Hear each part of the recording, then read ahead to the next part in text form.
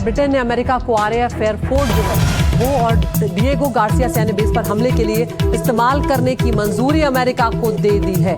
Britain ने पहले defensive आधार पर मंजूरी दी थी, लेकिन अब ट्रंप के दबाव के बाद अब हमले के लिए यहां पर मंजूरी दे दी गई है। तो ये बड़ा अपडेट यहां पर सामने आया है कि ब्रिटेन अब तक सिर्फ डिफेंसिव होने की बात कह रहा था, लेकिन अब वो हमले के लिए यहां पर देता हुआ नजर आ रहा है। तो जो RAF फेयरफोर्ड है और जो डिएगो गार्सिया सैन्य बेस है वो अमेरिका आगे आने वाले दिनों में इस्तेमाल कर सकता है। ब्रिटेन का कहना यह है कि हॉर्मुज ब्लॉक करके ईरान अंतर्राष्ट्रीय कानून का उल्लंघन कर रहा है और दुनिया में ऊर्जा संकट को वो पैदा कर रहा है।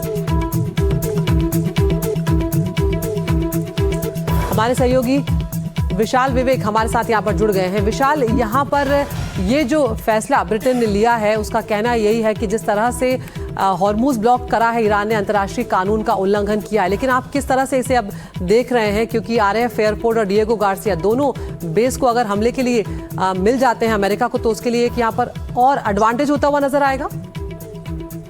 हाँ, इस पे ट्रंप ने भी बयान दिया और उन्होंने कहा है कि अभी यूके ने काफी देर कर दी है ये अनुमति देने में। वो पहले ही वॉर स्टार्ट होने के पहले ही यूएस चाहता था कि वो बेसिस यूज करे यूके के, लेकिन यूके ने फाइनली ये अनुमति दे दी है।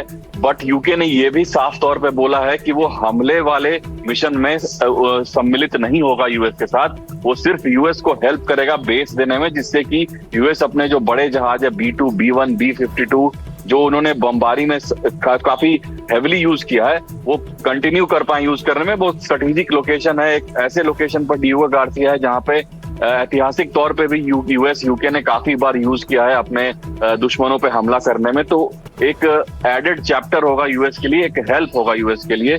लेकिन यूके ने साफ तौर पे बोल दिया कि वो इसमें युद्ध में जंप नहीं करेगा।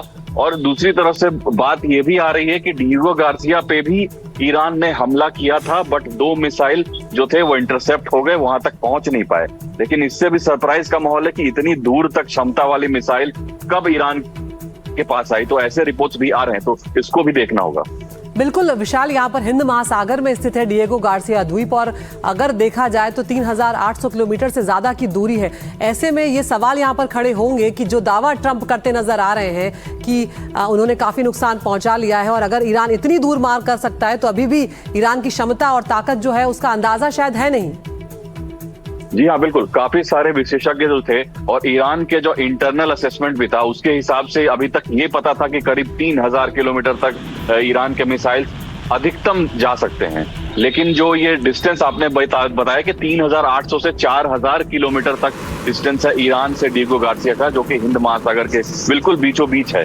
तो एक बहुत बड़ा सरप्राइज है। इसका मतलब ये भी है कि ईरान अगर चाहे तो यूरोप तक अपने मिसाइल्स को पहुंचा सकता है।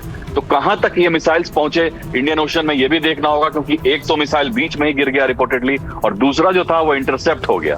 तो ये देखना होगा ये कब इंटरसेप्ट हुआ और कब यूएस यूके को पता चला कि वो मिसाइल आ रहा है। तो अभी यूएस यूके के कैंप में काफी गहमा गहमी होगी कि ये जो इतना बड़ा मिसाइल अचानक से लॉन्च हो गया 4000 किलोमीटर तक, तो इसको कैसे काउंटर किया जाएगा। ये नया थ्रेट उत्पन्न होके आ गया है। और इधर विशाल, आप डिएगो गार्सिया का स्ट्रेटेजिक महत्व भी जरूर बताएं, क्योंकि अगर यहाँ पर ब्रिटेन अब इजाजत दे रहा है तो ये किस तरह से स्ट्रेटेजिकली बहुत महत्वपूर्ण है।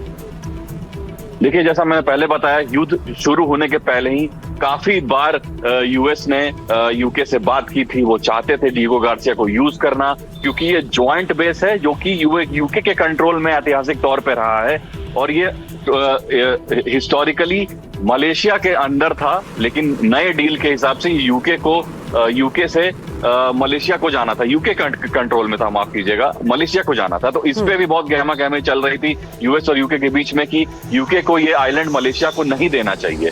तो उसी गहमा गहमी में ये पता चला था कि यूके तैयार नहीं है यूएस को इस स्ट्रेटेजिक लोकेशन को देने में, डिएगो गार्सिया को देने में।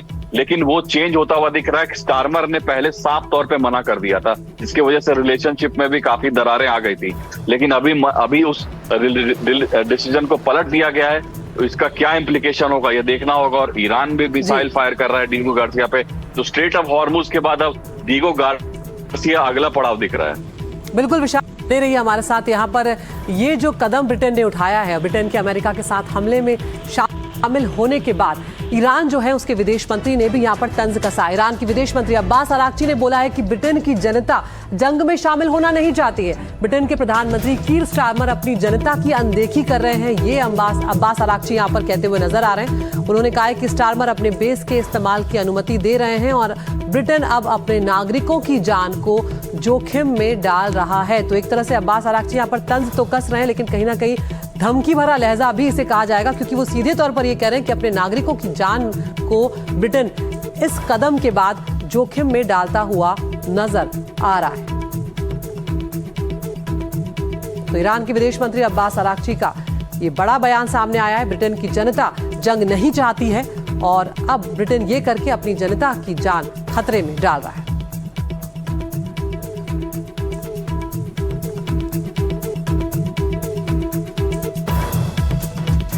तो यहाँ पर युद्ध के बीच में कई बयान हम देख रहे हैं लगातार सामने आ रहे हैं, चाहे वो तंज कसने वाले हों, चाहे वो अपनी अपनी क्षमता दिखाने वाले हों।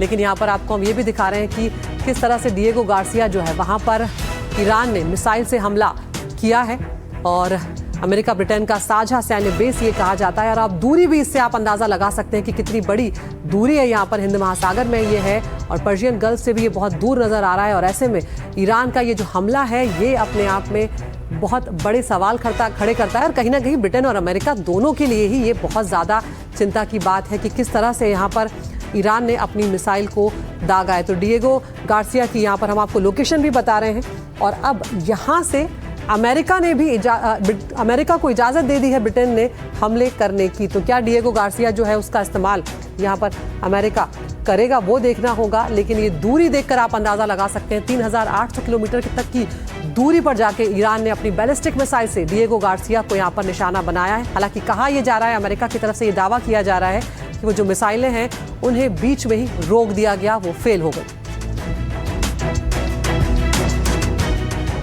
तो युद्ध के बीच कुछ ऐसे बयान भी आ रहे हैं जिन्हें लेकर सवाल उठने लगे हैं और ऐसा ही एक बयान दिया है बेंजामिन नेतन्याहू ने, जिसे लेकर वो चर्चा में है। उन पर ये सवाल उठ रहे हैं कि उनकी आलोचना भी हो रही है। क्या है ये बयान और उन्होंने ऐसा बयान आखिर क्यों दिया है, वो आप समझिए।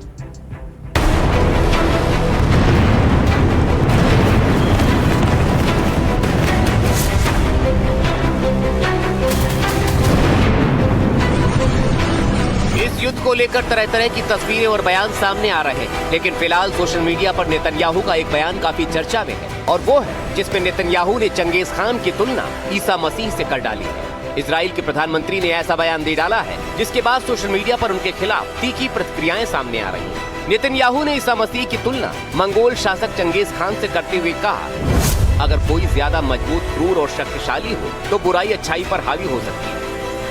नेतन्याहू ने कहा कि आक्रामकता संयम पर हावी हो सकती है, इसलिए इजराइल को मजबूत और हथियारों से लैस होना चाहिए और अपने विरोधियों से अधिक शक्तिशाली बनना चाहिए। Unfortunately and unhappily, Jesus Christ has no advantage over Genghis Khan, because if you are strong enough, ruthless enough, powerful enough, evil will overcome good.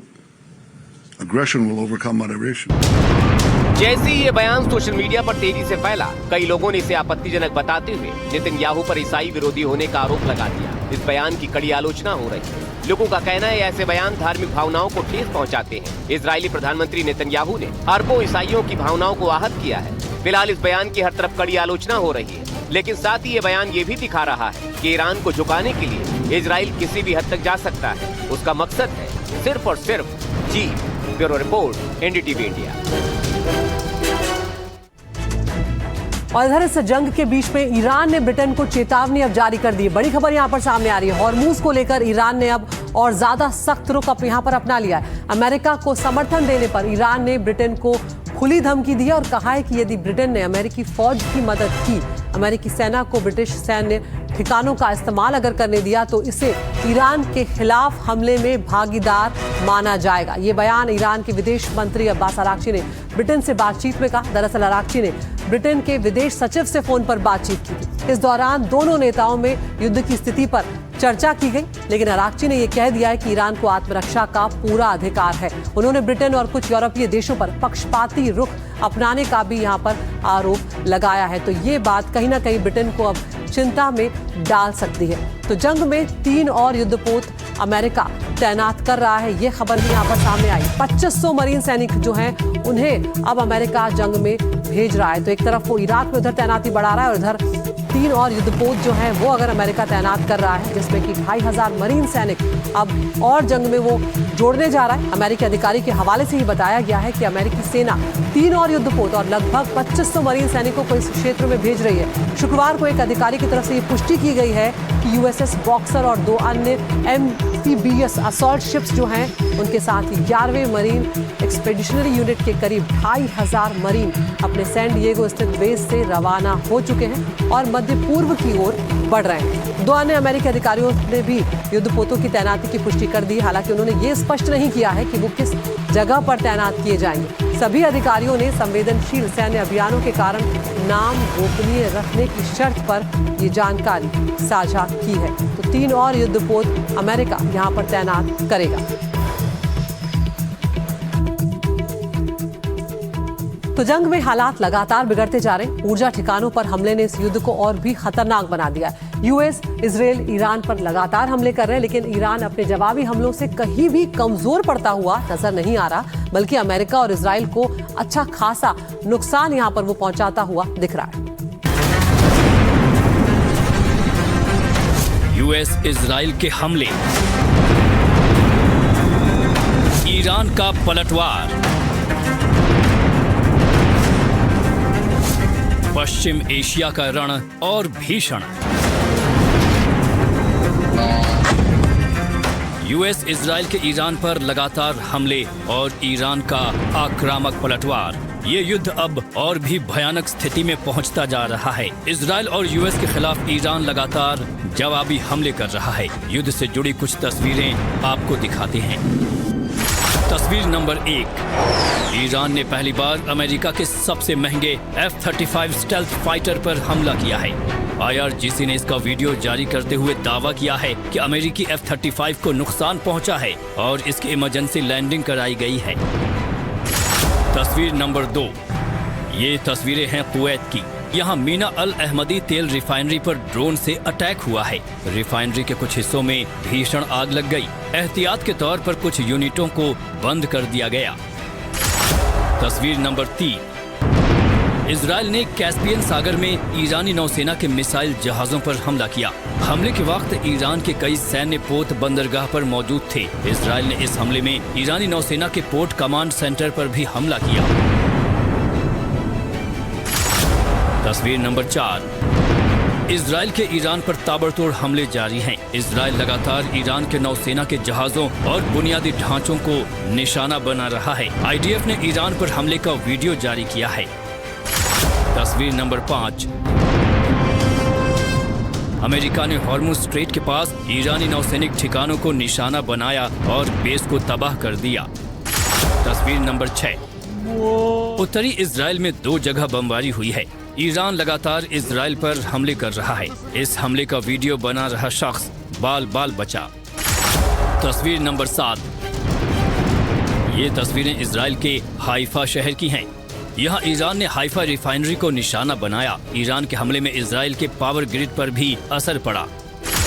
तस्वीर नंबर 8, लेबनान से आया ये भयानक वीडियो देखिए।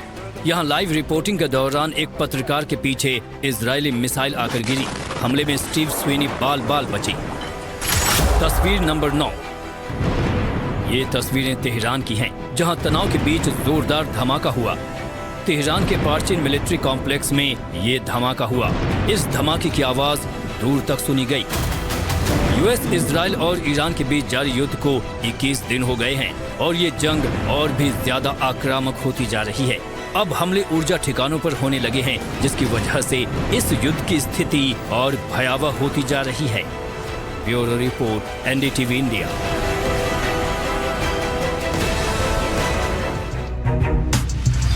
तो ये युद्ध किस किस तरह से अमेरिका को लगातार परेशान कर रहा है उसकी को लेकर एक और बड़ा अपडेट यहाँ पर सामने आया। अमेरिका ने यूरोप से जो पैट्रियट एयर डिफेंस मिसाइल हैं उन्हें हटाकर पश्चिमी एशिया में अब भेज दिया है। अमेरिकी अधिकारियों का ये कहना है कि पैट्रियट मिसाइलों का भंडार जो है वो तेजी से यहाँ पर घट रहा है और ईरान के हमले में कई पैट्रियट एयर डिफेंस मिसाइलें तबाह भी हो चुकी हैं और इसीलिए ये बड़ा फैसला लिया जा रहा है। यूरोप में रूस के खिलाफ वायु सुरक्षा में चिंताजनक असर यहाँ पर पैदा हुआ है, ये अमेरिकी अधिकारियों की तरफ से कहा जा रहा है और इसीलिए ये जो शिफ्ट हुआ है पैट्रियट डिफेंस सिस्टम का, ये एक बड़ा शिफ्ट माना जा रहा है।